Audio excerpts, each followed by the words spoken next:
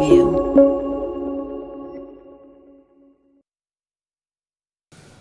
Hi guys, welcome to the new basic learning in the biology section in which I am going to start the chapter. आपने title में तो देख लिया होगा क्या पढ़ाने वाली हूँ मैं आज आपको।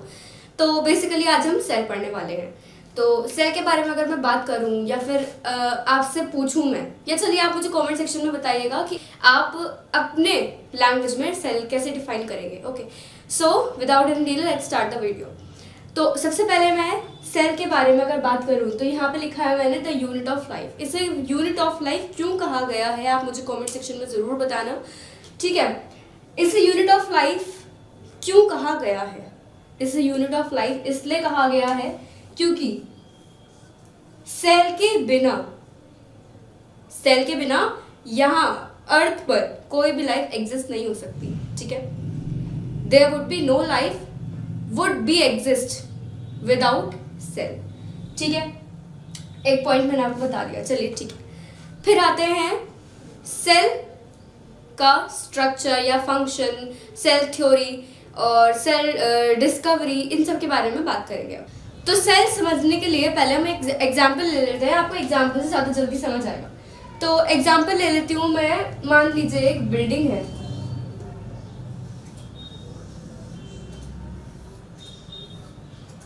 ये बिल्डिंग है, ठीक है। अब अगर मैं इस बिल्डिंग का ब्रेकअप लूं तो मुझे क्या दिखेगा? बिल्डिंग के अंदर सबसे पहले मुझे फ्लोर्स दिखेंगे, ठीक है, फ्लोर्स दिखेंगे। उसके बाद फ्लोर्स के अंदर क्या दिखेंगे? रूम्स। रूम्स के अंदर क्या दिखेंगे? रूम्स किससे बने? वॉल से। अब वॉल किससे बनी हुई है? आपको पता ही है, ब्रिक्स से। और अगर मैं इसके भी डीप में जाऊं तो ब्रिक किससे बनी है? That is mud particles. लेकिन हम इसे तो नहीं पढ़ने वाले, एक फंडामेंटल यूनिट पढ़ने वाले हैं। तो ब्रिक जो है वो बिल्डिंग की, किसकी? बिल्डिंग की फंडामेंटल यूनिट निकल के आई है जो कि है ब्रिक। इसी तरह अगर मैं इस एग्जांपल को ह्यूमन बॉडी पे या फिर लिविंग ऑर्गेनिज्म पे रखूं तो मान लीजिए ये लिविंग ऑर्गेनिज्म है। लिविंग ऑर्गेनिज्म किससे बना है? वेरियस काइंड्स ऑफ सिस्टम, ठीक है, वेरियस सिस्टम। अब ये वेरियस सिस्टम किससे बने हैं? ऑर्गन से, ठीक है। अब ये ऑर्गन्स किससे बने हैं? टिश्यूज से, ओके। अब ये टिश्यूज किससे बने हैं? फाइनली सेल्स से। और अगर इसके भी डीप में जाऊं मैं तो सेल्स भी तो किस चीज से ही बने हैं? वो है organelles.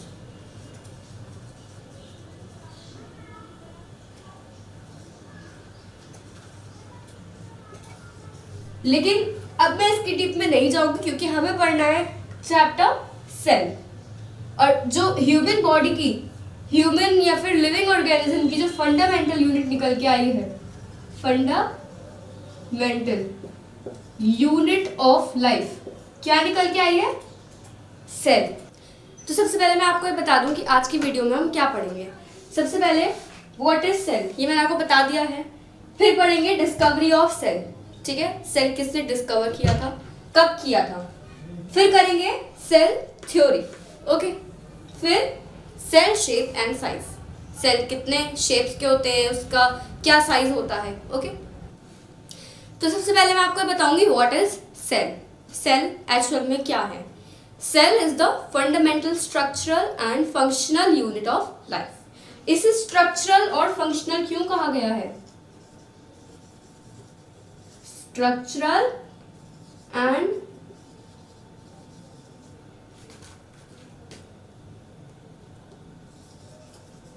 Functional unit of life.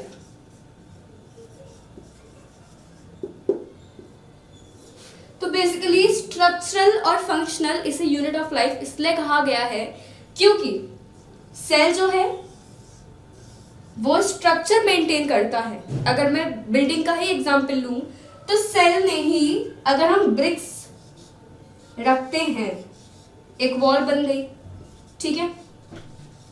Wall के बाद रूम बन गया, रूम के बाद फ्लोर्स बन गए और फ्लोर्स के बाद फाइनली एक बिल्डिंग बन गई। चलो ठीक है, बिल्डिंग तैयार हो गई, ठीक है। तो इन वॉल्स ने ही तो स्ट्रक्चर मेंटेन कर रखा था बिल्डिंग का, जब तो जाके पूरी बिल्डिंग बनी। इसी तरह सेल जो है वो लिविंग ऑर्गेनिज्म का भी एक स्ट्रक्चर मेंटेन करता है, ठीक है। तो समझ आ गया। फिर आते हैं फंक्शनल पे। इसे फंक्शनल यूनिट ऑफ लाइफ क्यों कहा गया है? बिकॉज लिविंग थिंग में जो फंक्शन हो रहे हैं वो भी सेल ही करता है।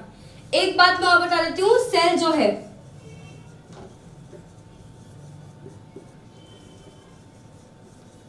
ये पढ़ लीजिए, cell has its own life. क्यों? सेल की एक अपनी लाइफ होती है, सेल अपने आप में ही लिविंग होता है, ठीक है। अगर मैं बात करूं सेल मतलब कि सेल में क्या फंक्शन हो रहे होते हैं, सेल जो हम फंक्शन कर रहे होते हैं वही सेल भी कर रहा होता है।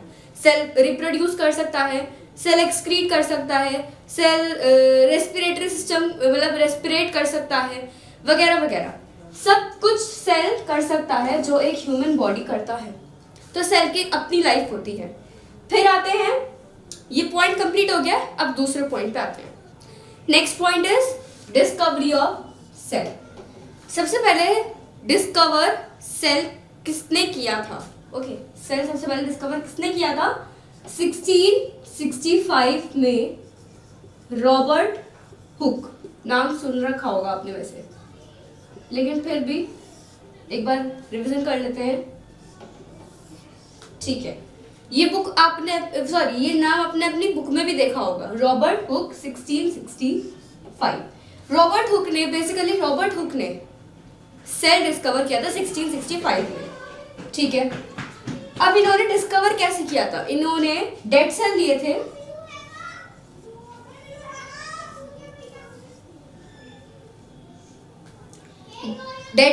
इन्होंने, और वो लिए थे एक कॉर्क से।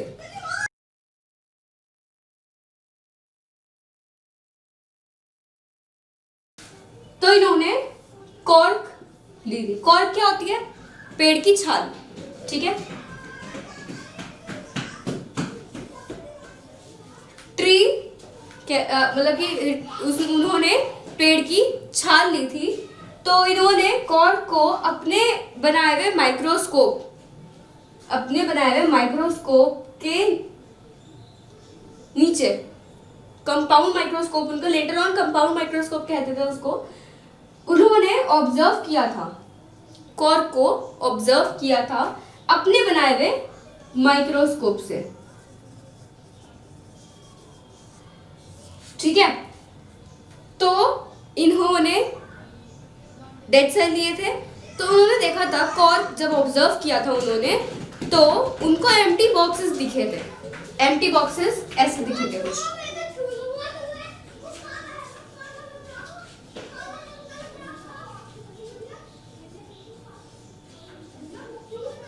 कुछ इस टाइप के दिखे थे उन्हें।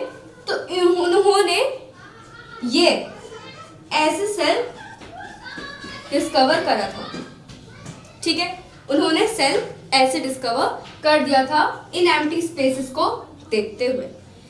ये तो रॉबर्ट हुक ने डेफिनेशन, या फिर आप कह सकते हैं कि उन्होंने डिस्कवर किया था सेल इन 1665। तो अब बात करते हैं सेल थ्योरी पे। सेल थ्योरी में मेजर 3 पॉइंट्स होते हैं, मैं आपको 3 पॉइंट्स बताऊंगी। पहला पॉइंट है cell is the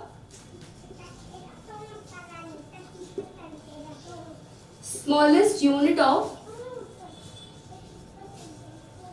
structure of all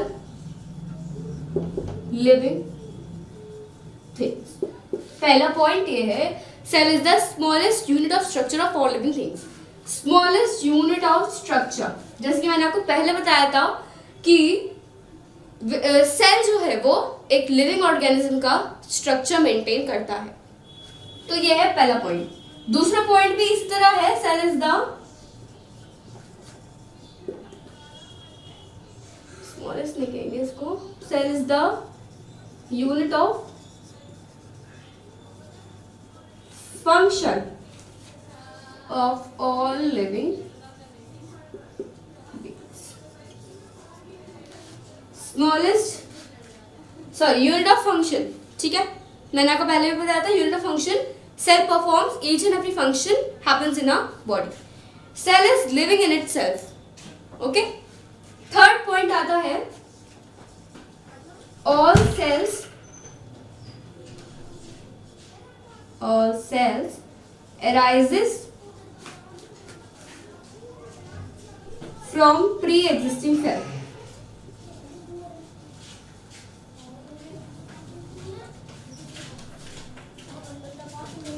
her cell, ठीक है, कोई भी सेल हो।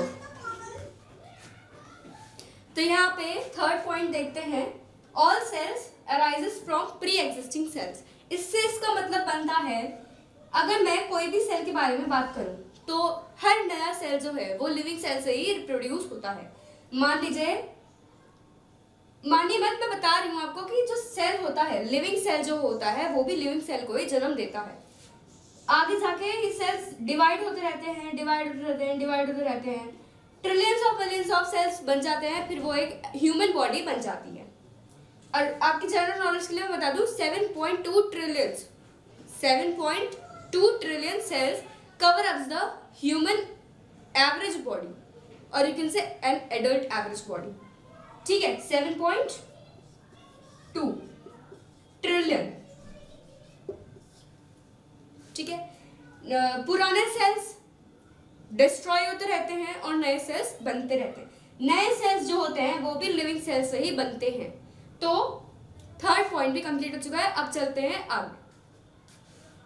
तो हमने सेल थ्योरी के तीनों पॉइंट्स पढ़ चुके हैं। अब बात करते हैं किसने किस पॉइंट को डिस्कवर किया था।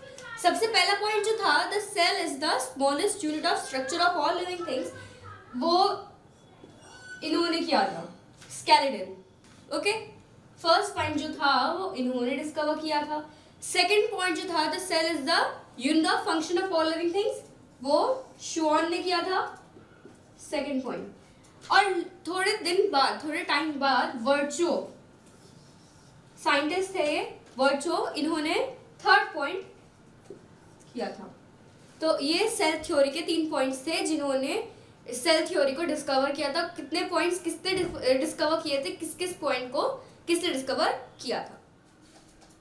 तो अब हम आ जाते हैं कितने तरह के सेल्स होते हैं, वैरायटी ऑफ सेल्स। सबसे पहला आता है सिंगल सेल, एक ही सेल होता है, जो उसमें आ जाता है बैक्टीरिया और अमीबा। अमीबा होता है, एक ही सेल होता है अमीबा। ठीक है, फिर आते हैं फ्यू सेल पे, कुछ सेल्स, थोड़े बहुत सेल्स होते हैं, उसके एग्जाम्पल है वॉल बॉक्स। ठीक है, फिर मल्टी सेल होता है, ह्यूमन भी ले सकते हैं मल्टी सेल, मैंगो हो सकता है, कोई ट्री हो सकता है, प्लांट हो सकता है। Smallest cell is the bacteria. Smallest cell जो होता है उसका एग्जाम्पल ले लेते हैं, बैक्टीरिया ले सकते हैं। ठीक है, लॉन्गेस्ट सेल कौन सा है, nerve cell. And largest cell is the ostrich egg. In the world it is known as the largest cell, ostrich eggs is known as the largest cell in the world. अब बात करते हैं cell shape. ठीक है, cell shapes to suit the functional requirement. तो इसमें अगर मैं बात करूं सेल की शेप में, तो अलग अलग शेप्स होती है सेल की। अब अगर मैं आपको एग्जांपल दूं, या फिर पहले हम स्टार्ट करते हैं कि सेल जो होता है वो स्मॉल क्यों होता है, why the cell is so small. ठीक है, हम अपने सेल, मतलब कि जो ह्यूमन बॉडी के जो अंदर सेल्स होते हैं वो हम अपनी नेकेड आइज से नहीं देख सकते, उसके लिए हमें कंपाउंड माइक्रोस्कोप की हेल्प लेनी पड़ती है। ठीक है, तो जनरली क्यों है साइज जो है सेल का वो स्मॉल क्यों है, क्योंकि मान लीजिए सेल है, अगर ये छोटा होगा तो कम्युनिकेशन जल्दी होगा, क्योंकि हमें कम्युनिकेशन जो है वो जल्दी चाहिए होता है। सेल को कुछ भी कम्युनिकेट करने के लिए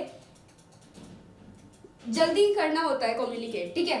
तो इसलिए एक रीजन ये भी है कि इनका साइज इसलिए छोटा है क्योंकि इन्हें कम्युनिकेट जल्दी जल्दी होना चाहिए, कम्युनिकेशन जल्दी होना चाहिए, रैपिडली होना चाहिए, फास्ट होना चाहिए, इसलिए इनका साइज जो होता है वो स्मॉल होता है। फिर बात करते हैं सेल्स की अलग अलग शेप्स होती हैं, ठीक है। पहले मैंने आपको बताया था cell start from a single cell.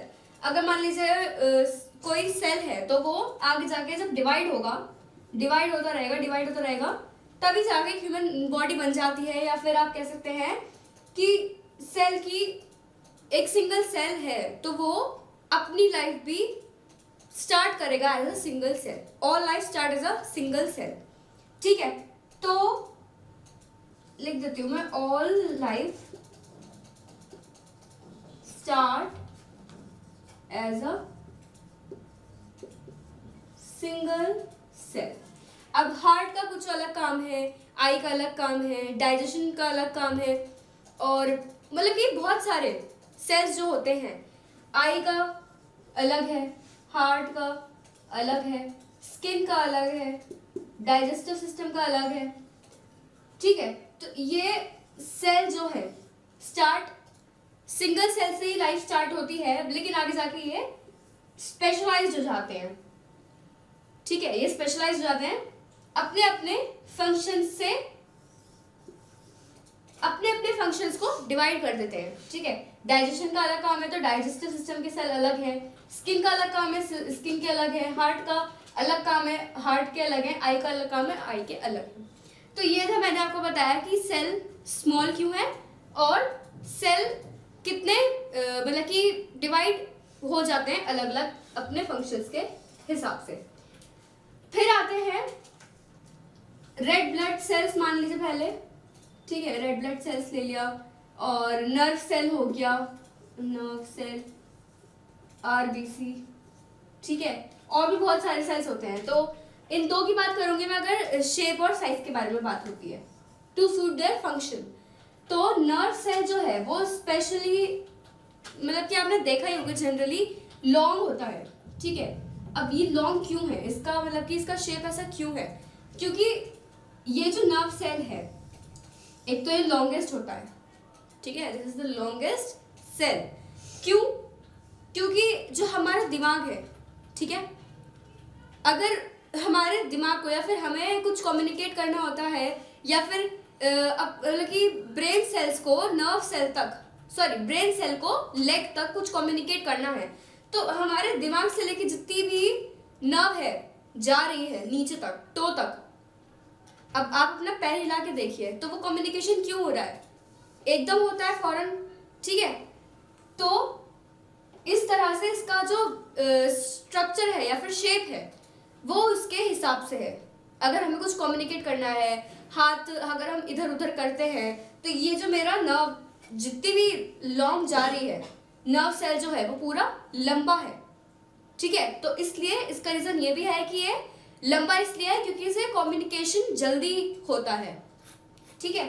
फिर आते हैं आरबीसी। आरबीसी का जो शेप होता है वो जनरली बाइकॉन्केव होता है या फिर सर्किल में होता है। क्यों? क्योंकि जो नैरो कैपिलरीज होती है हमारी, ठीक है, कैपिलरीज होती है, इसमें से उनको पास होना होता है ना। ब्लड सेल जो होते हैं आरबीसी उसमें से पास होते हैं कैपिलरीज में से। तो जनरली इनका साइज जो होता है वो बाइकॉन्केव इसलिए होता है क्योंकि इन्हें पास होना था। अगर आपको बहुत पतली पतली सी होती है कैपिलरीज, इतनी पतली होती हैं, अगर इन्हें पास होना होता है और तो इनका शेप जो है वो सर्कल में ही होता है, वो सर्कल होगा तभी पास हो पाएगा कैपिलरीज में, ठीक है। सो गाइज, आज का ये वीडियो आपको कैसा लगा मुझे कमेंट सेक्शन में ज़रूर बताएं। और वीडियो को अगर आपको वीडियो पसंद आई हो तो इसको लाइक करें, शेयर करें और चैनल ज़रूर सब्सक्राइब करें ताकि आपको और हाँ बेल आइकन ज़रूर प्रेस करें ताकि आपको कोई भी हमारा अपडेट मिस ना करना पड़े। और कमेंट सेक्शन में मुझे ज़रूर बताइएगा कि वीडियो कैसे लगी। Till then stay happy and stay tuned. Thank you for watching.